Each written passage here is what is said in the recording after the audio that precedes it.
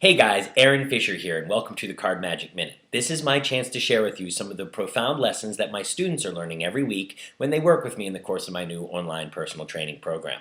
Now today we're going to talk about a technique so simple, so basic that most magicians think it's not a technique at all. It's called crossing the cut or the crisscross, and if you're watching the Card Magic Minute, I'm going to make the assumption that you already know what this is in concept and what it's trying to accomplish. If not, that's information you can get pretty easily on the interwebs, or you're not that interested in card magic, and I command you to find this conversation very boring. Assuming you're in that other group and you know what it is that the crossing the cut is trying to accomplish, you should find this to be pretty interesting. Most of the time, magicians handle it something like this. Sir, cut off some cards, anywhere. Spectator cuts off the cards. Magician then does this. You know, the last time I performed this effect, I had a woman who was helping me with the trick, and she had a very bad memory, so it's very important that you remember this card. And then they proceed to have a person look at the card. Now, we all understand the concept on which this is based. Time misdirection, the idea of putting as much distance between yourself and the crime as possible, so that the audience will forget that anything suspicious happened. But I would submit that if you want to become a real magician, you have to take it a step further. It's not enough for you to erase the memory of sneaky deeds from the audience. You have to cover those sneaky deeds in the first place. And the best way to cover the method is to draw the audience's attention toward the effect. And you have to do it at just the right moment, because managing the moment is a great deal of what sleight of hand is all about. So watch me do it this time. This is the way I often do crossing the cut, and see if you can spot the difference before I tell you what it is.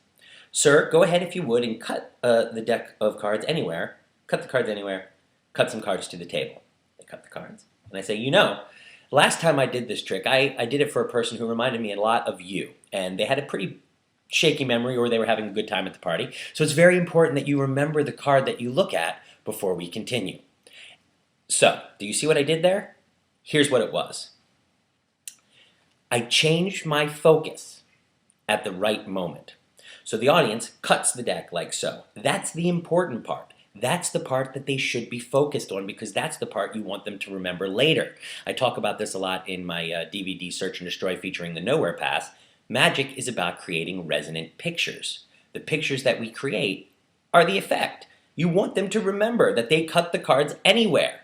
The next little bit isn't so important. So you immediately shift your focus. They cut the cards and you say, now, the last time I did this effect, it was for a person who reminds me a lot of you. And so now, the replacement of that cut, crossing the cut, is an in-transit action. It's the less important action. It happens in passing, as I'm worried about the main action. These ideas of in-transit actions and overt actions were discussed by Ascanio in his books, but I think you see what the basic concept is in this context right here.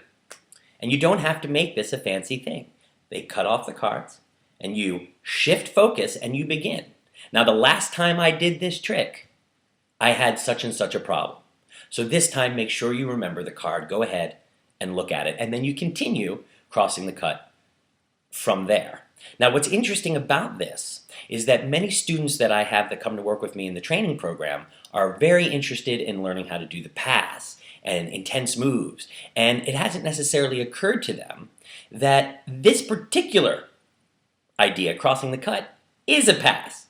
All we have done is secretly cut the deck of cards, and whether or not you like it or not, that's a real pass, and it needs to be covered in the exact same way a real pass needs to be covered. So try this. Learn your patter, the exact thing you want to say to cover crossing the cut, and really drill it. And then drill, starting that patter, before you complete this action. They cut the cards, you begin your presentation, and then sometime during that, in an offhand moment, do this cut. And if you begin to learn to cover the secret actions in your magic that aren't sleight of hand based, you'll have a much easier time when it becomes time for you to start covering actual sleights like double lifts and things like that, and then of course later things like the classic pass and all of its wonderful exciting variations.